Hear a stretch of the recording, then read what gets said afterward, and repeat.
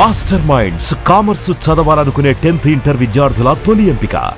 Iran విషయంలో జోక్యం చేసుకోవాలని అమెరికాని ఇజ్రాయెల్ అడిగింది. 2 వారాల్లో చెబుతామని 2 రోజుల్లోనే అమెరికా రంగంలోకి దిగింది. ఇరాన్లో 3 కీలక అణుస్థావరాలపై బాంబుల వర్షం కురిపించింది. ఒక్క ఫోర్డోలోనే 12 GBU-57 బాంబులు వేసింది అమెరికా. 30 దాకా తోమహాక్ క్షిపణులతో దాడులు చేసింది. దెబ్బకు ఇరాన్ సుప్రీం లీడర్ ఖమేనీ అత్యంత సురక్షితమైన బంకర్లో దాక్కున్నాడు. ఇరాన్, ఇజ్రాయెల్ దేశాల్లో తీవ్రంగా ఆస్తి నష్టం జరిగింది. ఇరాన్, ఇజ్రాయెల్, అమెరికా మధ్య జరిగిన తీవ్ర యుద్ధ ఘర్షణ గురించి ఇప్పుడు సింపుల్ గా డిస్కస్ చేద్దాం. ఈ ఘటనలు ప్రపంచాన్ని గజగజలాడించాయి. అమెరికా నడిపిన ఆపరేషన్ మిడ్ నైట్ హ్యామర్ గురించి కూడా మనం మాట్లాడుకోవాలి. ఇరాన్, ఇజ్రాయెల్ మధ్య గత కొన్నేళ్లుగా గొడవలు నడుస్తున్నాయి. ముఖ్యంగా ఇరాన్ అణు కార్యక్రమం వల్ల ఇజ్రాయెల్, అమెరికాలకి టెన్షన్. ఇరాన్ న్యూక్లియర్ బాంబు తయారు చేస్తోందని వీళ్ళ భయం. ఈ టెన్షన్ 2025 జూన్లో యుద్ధానికి దారితీసింది. నిన్న అమెరికా అధ్యక్షుడు డొనాల్డ్ ట్రంప్ ఆదేశంతో operation midnight hammer start అయింది. America costliest and deadliest fighter jets, B-2 stealth బాంబర్లు,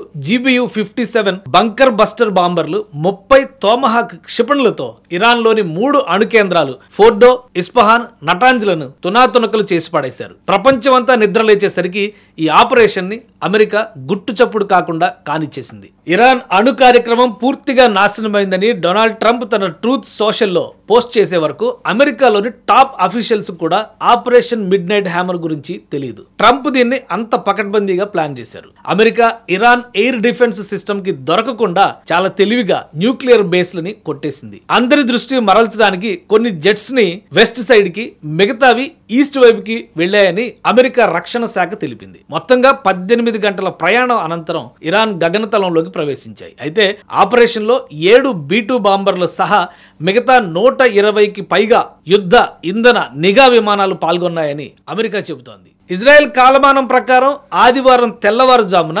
2:42 America stealth B-2 బాంబర్లు ఇరాన్ ఎయిర్ స్పేస్ లోకి ఎంటర్ అయ్యాయి. 4 గంటలకు అమెరికా యుద్ధ విమానాలు రయ్యమంటూ ఇరాన్ పై బాంబుల వర్షం కురిపించడం స్టార్ట్ చేశాయి. కవరింగ్ విమానాలు తబ్రీజ్, టెహ్రాన్లపై దాడి చేస్తూ ముందుకెళ్లగా B-2 బాంబర్లు ఫోర్డో, ఇస్ఫహాన్, నటాంజ్ అణు కేంద్రాల వైపు విడిపోయాయి. 4:30 వైట్ హౌస్ సిట్యుయేషన్ గదిలో ట్రంప్, ఇతర అధికారులు పర్యవేక్షిస్తుండగా ఆపరేషన్ మిడ్ నైట్ హ్యామర్ పేరుతో ఫోర్డో, ఇస్ఫహాన్, నటాంజ్ అణు కేంద్రాల్ని అమెరికా B-2 బాంబర్ విమానాలు తుత్తినీయలు చేశాయి. అదే సమయంలో 650 కిలోమీటర్ల దూరంలో ఉన్న సబ్మెరైన్ల నుంచి 30 తోమహాక్ క్షిపణుల్ని అమెరికా ప్రయోగించింది. కేవలం 25 నిమిషాల్లోనే 3 అణు కేంద్రాలపై భీకర దాడులు చేసి ఇరాన్ని ఉలిక్కిపడేలా చేసింది. ఇంత సక్సెస్ఫుల్ గా ఆపరేషన్ చేయడానికి అమెరికా ఇరాన్ పై ఫేక్అవుట్ స్ట్రాటజీ ప్లాన్ ని అమలు చేసింది. ఫేక్అవుట్ స్ట్రాటజీ అంటే సింపుల్,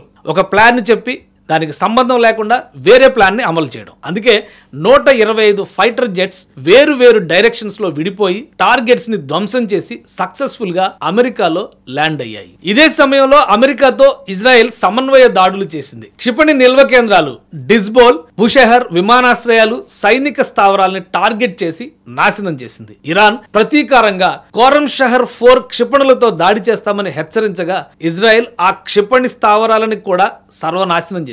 ఇరాన్ కూడా ప్రతీకారంతో ఇజ్రాయెల్ పై క్షిపణులతో విరుచుకుపడింది. టెలవీవ్, హైఫా, గలీలీలోని భవనాలు, మౌలిక వసతులు దెబ్బతిన్నాయి. ఇజ్రాయెల్ ఐరన్ డోమ్ కొన్ని క్షిపణుల్ని అడ్డుకున్న పూర్తి రక్షణ మాత్రం ఇవ్వలేకపోయింది. ప్రతీకారంగా ఇరాన్ స్ట్రైట్ ఆఫ్ హోర్ముజ్ ని మూసివేస్తామని హెచ్చరిస్తోంది. ఈ జలసంధి ద్వారా ప్రపంచ చమురు రవాణా రోజుకి 14 మిలియన్ బ్యారల్స్ అంటే 20%, సహజ వాయువు 25% జరుగుతుంది. స్ట్రైట్ ఆఫ్ హోర్ముజ్ ని కంట్రోల్లోకి తీసుకోవడానికి ఇరాన్ నేవల్ మైన్స్, డ్రోన్లు, ఫాస్ట్ అటాక్ బోట్లు ఉపయోగించే అవకాశం ఉంది. అదే జరిగి జలసంధి క్లోజ్ అయితే చమురు బ్యారెల్ ధర $130 అవుతుందని జేపీ మోర్గాన్ అంచనా వేసింది. అమెరికా చేపట్టిన మిడ్ నైట్ హ్యామర్ ఆపరేషన్ పై ప్రపంచ దేశాలు తీవ్రంగా స్పందించాయి. ఇరాన్ పై దాడుల్ని ఖండిస్తూనే శాంతియుతంగా చర్చలు జరపాలని సూచిస్తున్నాయి. America operation midnight hammer చేపట్టినందుకు ఇజ్రాయెల్ ప్రధాని Benjamin Netanyahu full happy. Iran లో అధికార మార్పిడి జరిగితేనే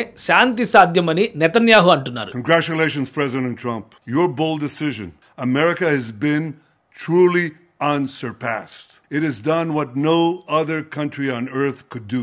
ఇప్పుడు అమెరికా అధ్యక్షుడు ట్రంప్ కూడా అదే జపం చేస్తున్నారు. రష్యా మాజీ అధ్యక్షుడు మెద్వెదేవ్ ఇరాన్ కు న్యూక్లియర్ వార్ హెడ్స్ ఇవ్వడానికి చాలా దేశాలు రెడీగా ఉన్నాయన్నారు. మరోపక్క ఇరాన్ విదేశాంగ మంత్రి అబ్బాస్ అరగ్జీ రష్యా అధ్యక్షుడు పుతిన్ తో చర్చలకు వెళ్లారు. చైనా, భారత్ శాంతి చర్చలకు పిలుపునిచ్చాయి. ఇరాన్ పై దాడితో హౌతీ, హమాస్ వంటి గ్రూపులు అమెరికా, ఇజ్రాయెల్ పై ప్రతీకార హెచ్చరికలు జారీ చేశాయి. Iran supreme commander Ayatollah Ali Khomeini మాత్రం తీవ్ర ఆగ్రహం వ్యక్తం చేశారు. ఇజ్రాయెల్, అమెరికాలు దీనికి తగిన మూల్యం చెల్లించుకోవాల్సి వస్తుందని, తమ ప్రతిస్పందన కఠినంగా, నిర్ణయాత్మకంగా ఉంటుందని వార్నింగ్ ఇచ్చారు. ఇప్పటికే ఈ బాంబు దాడులతో ఖొమేనీని సురక్షితమైన బంకర్లకు తరలించారని మొసాద్ దగ్గర ఇంటెల్ ఉంది. ఇరాన్, ఇజ్రాయెల్ ఘటనలపై భారత్ తటస్థంగా, జాగ్రత్తగా స్పందిస్తోంది. ప్రధాని నరేంద్ర మోదీ చర్చల ద్వారా సమస్య పరిష్కారానికి పిలుపునిచ్చారు. పశ్చిమాసియాలో శాంతి, స్థిరత్వం కోసం అన్ని దేశాలు కలిసి పనిచేయాలని కోరారు. ఇప్పటికే